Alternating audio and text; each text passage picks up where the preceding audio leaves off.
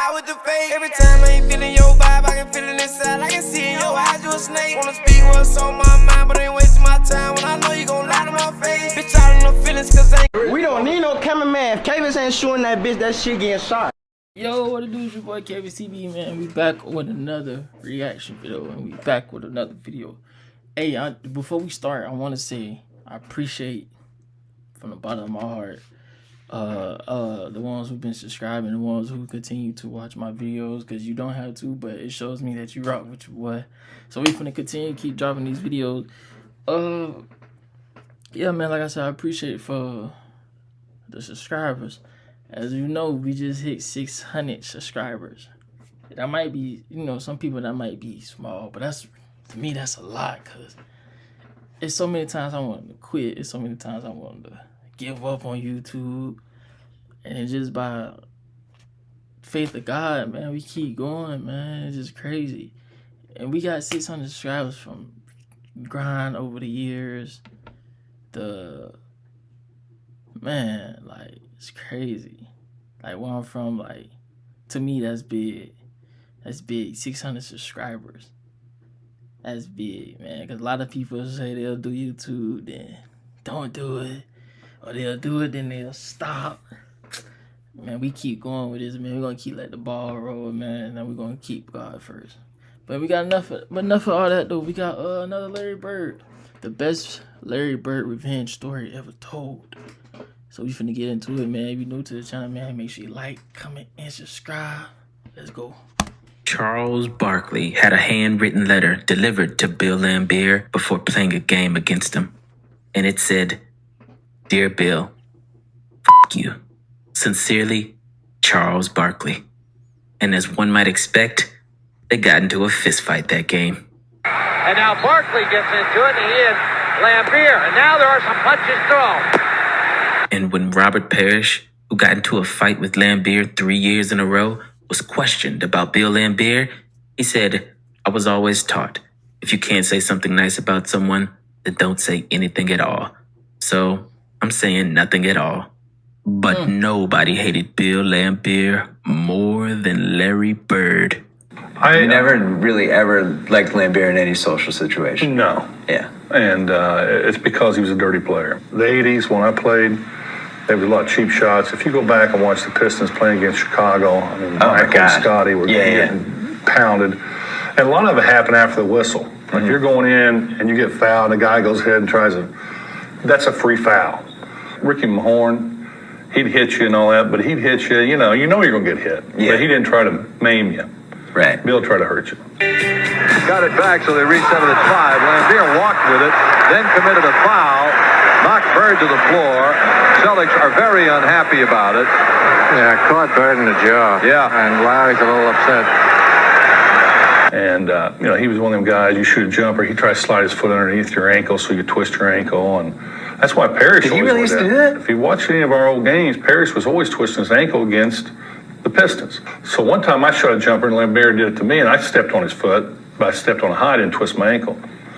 I don't know, a quarter or two later, he was shooting that jumper. I slid mine on there. That's the last time he ever did it. Really? Yeah. And when Bill Laimbeer was called the NBA's dirtiest player by Michael Jordan, Laimbeer and Jordan. Yes, indeed. There are punches thrown. he responded in a way that really showed his true colors. Michael Jordan may be a very good, outstanding basketball player, but as a individual, down-to-earth, hard person, he has, I mean, who is he? Who cares about him? All he does is play basketball. In the world, he's this big. Yeah, I can see why nobody liked him. And during the 1986 season, when the All-Star team had just been announced, Bird asked a group of reporters if Laimbeer, who had been an All-Star the last 3 years with the Pistons, had made the team again. And when he heard Laimbeer was not selected, Larry Bird said, "Good. Now I won't have to worry about him getting on the bus and saying, 'Hi, Larry,' and me having to say, 'F you, Bill.'" But that year, they would still see each other in the playoffs. I was always the one that came out first. There's always a leprechaun out on the floor. I'd go out and spit right on the leprechaun, rub my foot in it, and then go down and make a big dunk. Away we went. Alright, so Bill wasn't, he wasn't a good basketball player. He was just a dirty player. No matter who he plays, look like. That's crazy, man. You would rather hurt superstars or rather hurt this player here just to get a win. It ain't that serious, man. Just play the game of basketball, man. Now how you got there? How you got there? Playing the game of basketball. You begin to be dirty because you can't beat these players or these players here just... Was obviously high, and in one game, Robert Parrish said, "I feel like Lambeer took some cheap shots at me. I guarantee something will break out if they let it go next time." And though nothing happened the rest of that series, the very next year, they met again in the Eastern Conference Finals. And in Game 4, it got crazy. And open people. C-Sting. And 24-second clock goes down, and Bird and Lambeer go at it.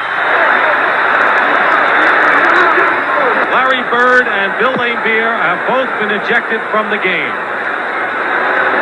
Now there's Bird throwing the ball at Lambeer, and Rodman coming over. Larry Bird said, "Lambeer was backing away from me and didn't want any part of me. I wish they would have cleared the court for about 15 minutes and just let us go at each other." And Bill Lambeer, in classic Bill Lambeer fashion, he said, "I didn't do a thing. I tried to grab hold of him to break his fall, and Larry came up swinging.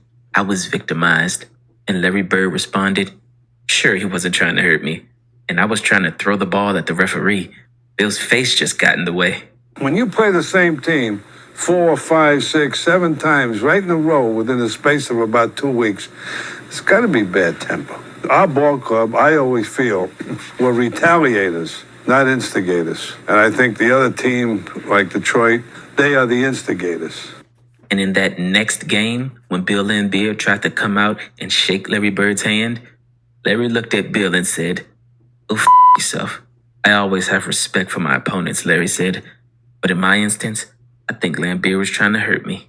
So in Game 5, the Celtics got... Yeah, Larry. Stand on business. Oh, fuck yourself. Oh, well, sorry for this. But yeah, man. Stand on business, man. Yeah. revenge. I was at the game, and the crowd just had so much hatred for Lambeer for that game. I've never been in any sort of a sporting event where the crowd hated a player that much. And I still am convinced to this day that the crowd convinced Parrish to punch him in the second quarter. Oh, no question. Very gingerly tried to shoot that shot. Nice play by Darren Day. It doesn't fall. The tip by Parrish. He can't get it to fall, and Parrish takes Lambeer to the ground with a right forearm. Well, they had said it was only a matter of time till somebody did this. Lambeer, he had it coming. He had it coming. Because you watch the replay, and it was like barely he did anything. It should have happened 2 plays before. The cameras just got the part where Robert got mad, see? But nobody saw Lambeer's elbow that hit him in the neck, right by the Adam's apple. And all he did was react, because people are sick and tired of this guy with the baby face, putting his hands up all the time. Who, me? Meanwhile, he'll sucker punch you, he'll do everything in the game. So as I said once before, it couldn't happen to a nicer guy. Yeah, I was kind of looking over my shoulder, Max. I thought I was going to get sucker punched, to be honest. In the heat of the battle, we exchanged a few unpleasantries, then a few elbows that passed between us, and then I just lost a throwing punches. So I couldn't believe I lost my composure like that. That was the first time ever. This play epitomized 80s basketball because not only did this flurry of punches result in no ejections and no technicals, but they didn't even call a foul. They just kept playing. Larry Bird called it a good deed. But sometimes, in the words of the great Frank Sinatra, the best revenge is massive success. Because later on that game, Larry Bird made the greatest play of his entire career. We knew we had to win that game. Both teams knew that whoever won Game 5 was probably going to win the series. Casey had to play the starters almost the whole game. And so our guys were just completely worn out. There's Bird off the screen from the corner. Big basket by Larry Bird.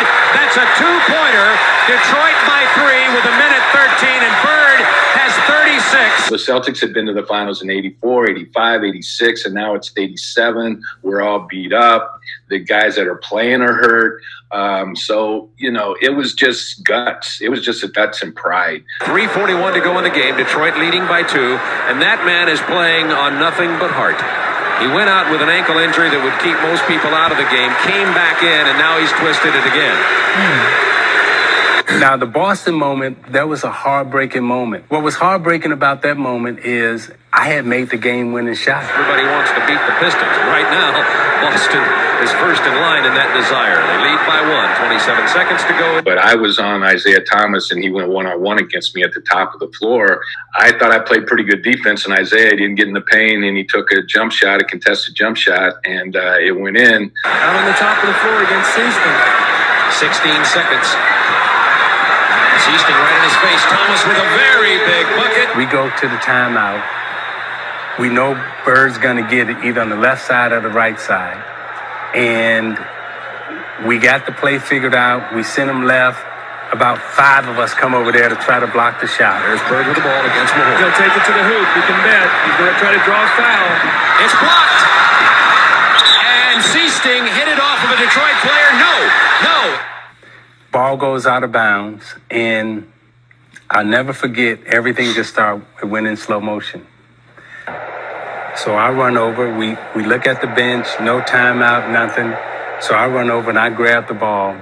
Detroit should have called a timeout, Brian, because they had a timeout left. They could advance the ball down to the other end of the floor.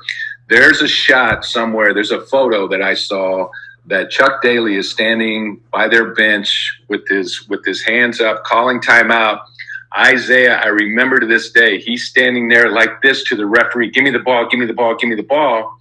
So I grabbed the ball from the referee. Lambier's a good foul shooter. I never had taken the ball out. That wasn't my thing, right? I throw it up. Bird sneaks in. I didn't even see him. Bird was moving right when he was inbounding the pass. And when you look at it from a couple different film angles, I mean, he threw it right to him on the move. And I had my back to where he was stealing the ball. So when I turned around, I was probably more shocked than anybody in the whole stadium that Bird had the ball in his hands. And this is probably one of the most incredible plays that's ever happened against me and that probably I've ever witnessed. From an athletic standpoint, 2 people being in sync and just Bird just playing every second. And that's what the Celtics taught us, to play every second, not to play 47 and a half minutes, but to play a full 48. And he had a smirk on it. He knew the game was over, and he almost had a smile on his face when they gave him the ball, and he did not see Bird at all. But the thing I remember the most is that Joker. This is the out of bounds line. That Joker caught the ball, and in my mind, I'm like, okay, he going out of bounds. That dude did this, like a ballerina, right? And if you go back and you watch the play, that dude is on his toes. The baseline is right up under his toes.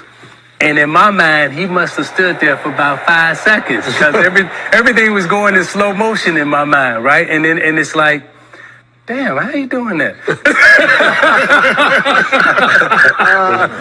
And then DJ, out of nowhere, right? Right. They are so in tune. They are so in sync. He catches Bird hits him. He catches the basketball, lay it up.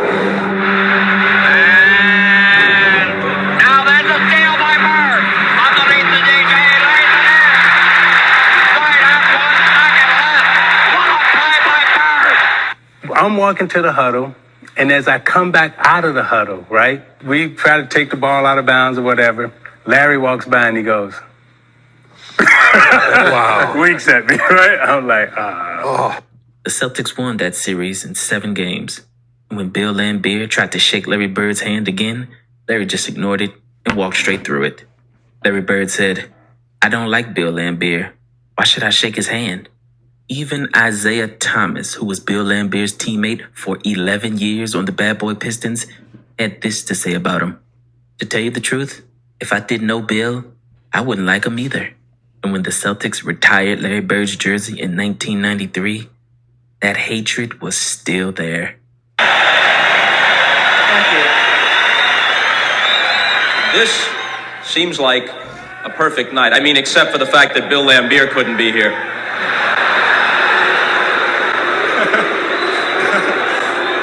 What would you tell him if he was?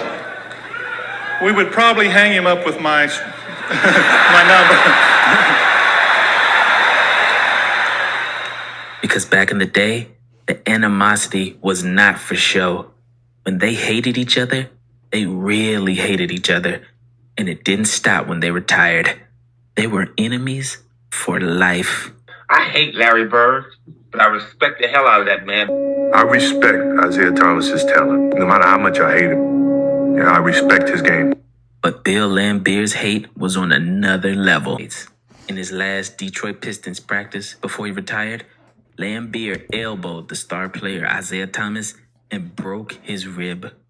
And when Isaiah Thomas got angry, Laimbeer elbowed him again.